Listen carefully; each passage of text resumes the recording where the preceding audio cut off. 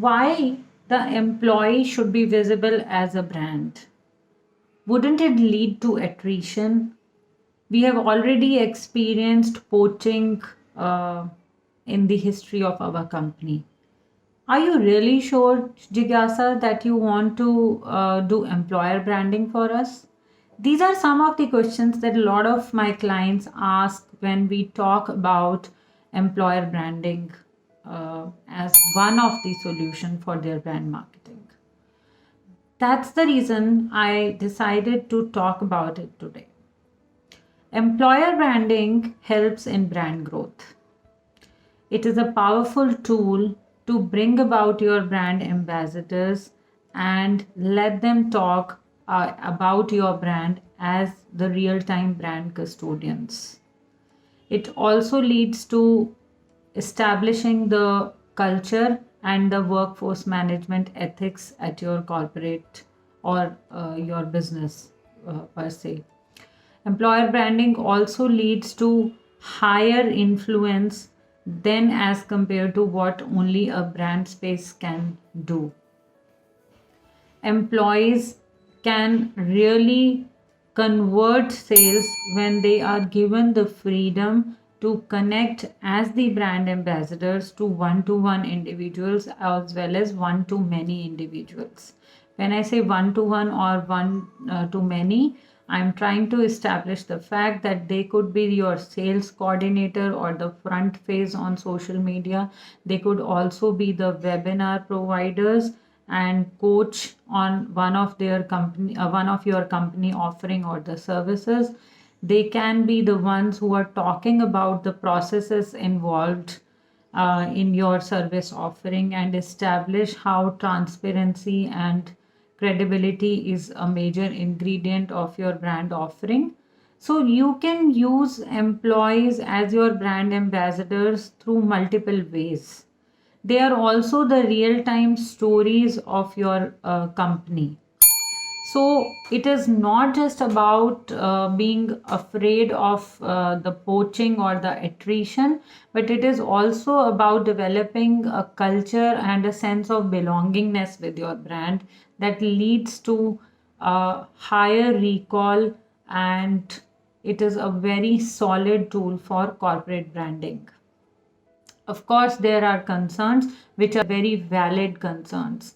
And to deal with the same, there are ways how a brand can actually get involved in empowering their employees and creating them as personal brands in themselves. How can we do that? We can probably create a social media etiquette workshop for them wherein we underline the facts, how and in what capacity they can talk about it. There are companies in the world where they have a social media policy, but make sure that your social media policy is very easy to read and comprehend and understand, wherein it safeguards the scope of how an employee can actually connect as one of the brand representative. Allow them all the freedom to express themselves. If they are sharing any of your social media post or a company update, do not guard them with the company jargons. Allow them the freedom to be their individual self, wherein they still talk about the company update. So when you do this, there are stats which proven stats which says that 74% of the people trust in those sales people or the company professionals who have an established social media space of their own, which builds trust. How it works is when if you are looking for a company or a service offering on LinkedIn and you are just looking for those service providers around a particular keyword that you put into your search window, the results will lead to a number of people who are working in there.